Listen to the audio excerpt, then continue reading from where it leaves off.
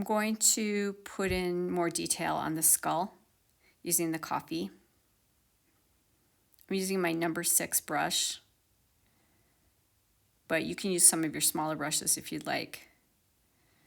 Remember that you're going to use your charcoal to add other details, your charcoal pencil. So you don't have to have every little thing in, but I do want the richness of the coffee and the value changes to show underneath. The skull is the most interesting part of this skull life, I think. So I'm going to make sure that I have a lot of the subtle value changes. I'm trying to really look at my picture carefully as I work to get a full range of the values.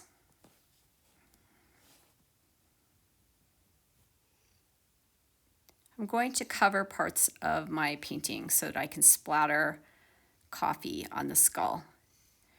It's a nice way of adding texture. I'm just tapping my brush on my hand or with my finger, like that. You can practice on some scraps of paper to figure out how much paint you need to have in your brush to get the kind of splatter that you want. And you don't have to use this technique. It depends on what's in your still life. I'm trying to create the little pits and dark spots on the skull, and so that's why I'm using the splatter. I've mixed up some dark coffee because I want to put the shadows in.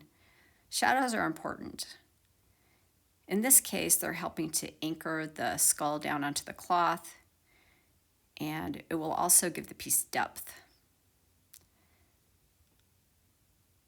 I'm adding some water to my brush, kind of tapping it off so it's not too much, and just fading the coffee out like this to fade the shadow.